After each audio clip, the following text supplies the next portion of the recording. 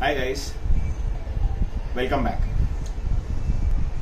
बहुत जन ने मेरे को रिक्वेस्ट किया कि sir we want revision lecture for one very important topic for board exam again for 12th standard OC is the principles of insurance. I know वो answer काफी बड़ा है, उसके एग्जाम्पल्स थोड़े कंफ्यूजिंग है, but trust me guys, it is one of the very easiest answers. I don't know बहुत सारे जन को अभी भी उसमें कंफ्यूजन है, बट नो वरीज, अपन वो आंसर का जो भी आपका कंफ्यूजन है in this lecture I will try to sort it out. Okay, now first and foremost, insurance क्या होता है? So insurance basically is taken by a person to make sure that if in case of an contingency and unforeseen contingency मतलब कुछ future में अगर ऐसा कुछ हो जाता है, कोई घटना घट जाती है जिसके कारण उसका नुकसान हो रहा है, तो that contingency can be covered for the monetary loss which the person is going to suffer. Like for example, एक इंसान अपनी लाइफ का इंश्योरेंस ले सकता है, कोई प्रॉपर्टी के अगेंस्ट फायर ले सकता है, या कुछ अगर इंपोर्ट एक्सपोर्ट करना है, if it is using marine ways तो मरीन इंश्योरेंस ले सकता है। So against any kind of contingency if it may happen, because no one is sure, किसको मालूम नहीं होता, कभी भी कुछ भी हो सकता है, तो for that insurance can be taken. So जो भी आपका सब्जेक्ट मैटर है उसके लिए you can approach an insurance company, that company is going to give you an assurity that in case of an contingency the insurance company will cover for all your losses. एक चीज कभी भी याद रखना, insurance कभी आपका फायदा नहीं करता। You will never be able to earn profits out of an insurance contract, but at least you can cover for your losses. Now दो पार्टीज होती है, एक जो इंश्योरेंस लेता है और जो इंश्योरेंस कंपनी होती है। So if I am the person who is wanting an insurance, I go to an company, and company अगर मेरे को अश्योरिटी देता है कि yes they are going to give me the insurance cover, so insurance company becomes the insurer, okay, and if I am getting that insurance cover, I'll become the insured, okay, और हमारे बीच में है वो बनेगा insurance contract. Now जब भी कोई भी इंसान इंश्योरेंस कॉन्ट्रैक्ट लेता है तो there are certain principles to it, principles और you can say certain rules which are applicable on both the parties. मतलब वो इंश्योरेंस कंपनी के ऊपर भी एप्लीकेबल है और एक इंसान जो इंश्योर्ड है उसके ऊपर भी एप्लीकेबल है। And being an insured, people have to be very careful because if any kind of principle is not followed, okay, purposely करो या आपसे गलती से अगर कोई प्रिंसिपल आप फॉलो नहीं कर पाते हो, तो then that gives a right to the insurance company to resign the contract. उन लोग कॉन्ट्रैक्ट रिसाइन कर देंगे, कैंसिल कर देंगे, so you stand to suffer some losses, okay. but ये इंश्योरेंस के अगर प्रिंसिपल्स आप समझ जाते हो and if you follow all the principles, then you cannot complain कि आपका कोई इंश्योरेंस क्लेम नहीं हुआ, okay. so let us start. अब टोटल 7 प्रिंसिपल्स है, okay, there are 7 principles to insurance. That is first है principle of say for example अपन first वाला स्टार्ट करते हैं, that is principle of utmost good faith, okay. Faith मतलब trust, भरोसा। Now कैसा है मालूम है, the person who is taking the insurance and the insurance company should have complete faith and trust over each other. मतलब you shouldn't hide anything which is making a part of the contract. मतलब अगर वो contract का हिस्सा है then you shouldn't hide anything. जो भी है you have to maintain transparency. Like for example, एक बंदा है, he goes to the insurance company saying that he wants an life insurance for his life, okay? तो कंपनी ने अगर उसको इंश्योरेंस कवर दे दिया, but while taking the insurance contract, this person hides one very important material fact to the contract that he was already having some ailments.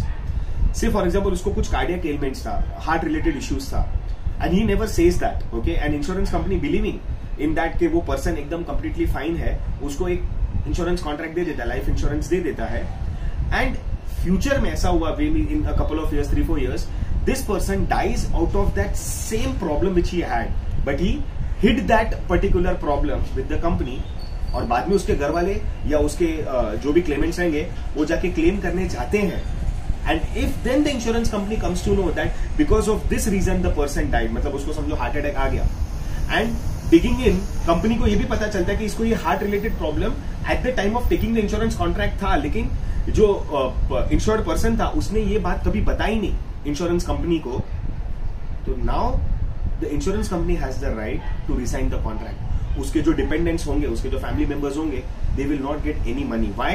Because he failed to inform the company about his problem. उसको transparency maintain करना चाहिए था। इसके लिए principal बहुत important है कि you have to have complete faith over each other. Same applies for the insurance company. Insurance company को ऐसा कुछ नहीं करना है while giving the insurance contract और undertaking any form of paper work या कुछ भी करवाते, तभी कोई भी चीज छुपानी नहीं है। They will maintain their part of transparency. As a proposer we have to maintain our part of transparency. Okay, guys, so this is the first point, that is principle of utmost good faith. Going on to the second principle, that is principle of insurable interest. Insurable interest मतलब guys subject matter तो कुछ भी होगा. मतलब life insurance है तो for example if I am taking life insurance for my self, तो my life is the subject matter. आज मैंने अपने घर को I insure it against the risk of fire, तो my house is the subject matter. Okay, कोई इंसान export करता है कोई गुड्स को, okay, so that goods form the subject matter. तो ये जो भी सब्जेक्ट मैटर होता है ना, उस पे आपका पर्सनल इंटरेस्ट होना चाहिए. Not only eight the time of taking the contract but also at the time of suffering the loss. Okay, मैंने ये घर का इंश्योरेंस लिया, लेकिन अगर मैं 6 महीने के बाद घर बेच देता हूं and if it is in someone else's name and फिर ये घर में कुछ लॉस होता है, फायर हो जाता है and then I go to claim, तो मुझे नहीं मिलेगा because I have already sold it. So it doesn't matter कि जब भी आपका इंश्योरेंस कॉन्ट्रैक्ट आपने लिया तभी आपका उसके ऊपर इंश्योरेबल इंटरेस्ट है, ओके, तो आप उस पर क्लेम कर सकते हो. Insurable interest should be at the time of taking the insurance contract and also at the time of claiming, okay, और at the time of the contingency.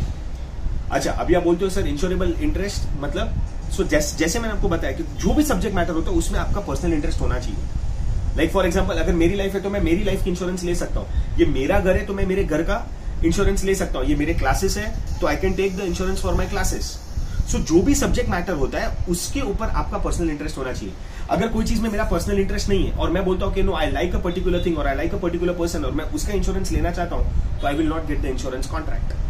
Like मुझे say for example I like gateway of India, okay, मुझे बहुत पसंद है but I feel कि वहां पे risk है, सुनामी आ गया और कुछ डैमेज वगैरह हो गया, तो I should go and take the insurance contract. नहीं, it's a public property, it belongs to the government, I can not take that insurance.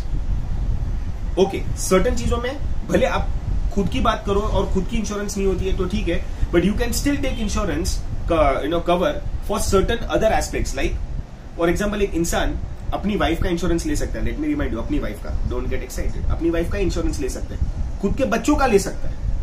अगर उसके बच्चे हैं तो वो इंसान अपने बच्चों का इंश्योरेंस ले सकता है. Means a person can take insurance contract for his or her spouse. Partners, if they are partners of a partnership firm, तो they have insurance, insurable interest in both of them. Like अगर 2 या 2 से ज्यादा partners है, they have insurable interest, okay, in each other. मतलब एक भी partner अगर मर गया तो दूसरे पार्टनर को नुकसान नहीं होना चाहिए. तो अगर दूसरा पार्टनर ने इंश्योरेंस लिया है तो he will get insurable interest or he can claim from the contract. Okay, so that is guys insurable interest. Going on to the third one, that is most important principle. Okay, that is principle of indemnity. कौन सा guys? Principal of indemnity. मतलब क्या? Simple words में बताऊं, you are taken back to the same position where you were before happening of the contingency.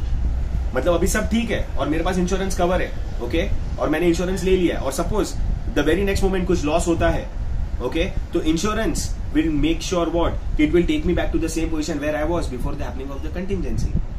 पर यहां पे एक ट्रिक है guys. Principle of indemnity is only applicable to fire and marine insurance. Means it is not applicable to life insurance. Guys, दिमाग लगाओ. अगर मैं बोलता हूँ कि it is going to take you back to the same position और आप बोलते हो लाइफ इंश्योरेंस पे एप्लीकेबल है, तो क्या एक मरा हुआ इंसान जिंदा नहीं हो सकता? It will not take you back to the same position, guys. एक इंसान मर गया, खत्म हो जाती है बात. So that is why it is not possible कि ये principal of indemnity life insurance पे अप्लाई हो. सर, आपने अभी समझाया, मतलब बहुत सारे बच्चे मेरे को पूछते हैं, sir it takes you back to the same position ना, तो यहाँ पे कैसे होता है? तो एक चीज समझ लेना गाइस. इंडेमनिटी ये भी क्या बताता है कि आपका जितना नुकसान होता है ना उतनी का ही आपको कवर मिलेगा. मीन्स अगर मैंने 2 लाख का इंश्योरेंस लिया है एक पर्टिकुलर प्रॉपर्टी पे और मेरा नुकसान अगर 1 लाख हुआ है, तो insurance company is only going to give me 1 lakh rupees. मैंने स्टार्टिंग में आपको बताया इंश्योरेंस कभी आपका फायदा नहीं होने देता. अगर नुकसान मेरा 1 लाख का हुआ है और भले मेरा कवर 2 लाख का है, तो कंपनी मेरे को 2 लाख नहीं देने वाला, मेरा 1 लाख का प्रॉफिट हो जाएगा गाइस. नो, आपको 1 लाख रुपया ही एज कॉम्पनसेशन मिलेगा. सेम वेज अगर आप वापिस यही लॉजिक लगा के मेरे को बोलते हो कि sir can this be applied with life insurance, तो मैं आपको एक बात बता दूं, लाइफ इंश्योरेंस अगर आप लेते हो ना तो उसमें आपको फुल अमाउंट मिलता है. लाइक अगर मैंने 50 लाख की इंश्योरेंस करवाई, okay, and at the end of the contract मुझे 50 लाख पूरा मिलेगा. अगेन यू कैन नॉट से कि सर इसमें 20 लाख मिलना चाहिए, 25 लाख मिलना चाहिए, 50 लाख मिलना चाहिए, 50 करोड़ मिलना चाहिए. Guys, a life of a person can not be termed or can not be calculated in terms of money. Possible नहीं है. इसके लिए पूरा का पूरा जो principle of indemnity will not be applicable to life insurance. समझ जाओ ये बात. फायर और मरीन पे अप्लाइड होता है, जितने का नुकसान उतने की भरपाई करके मिल जाएगी आपको. लाइफ पे नहीं पॉसिबल है.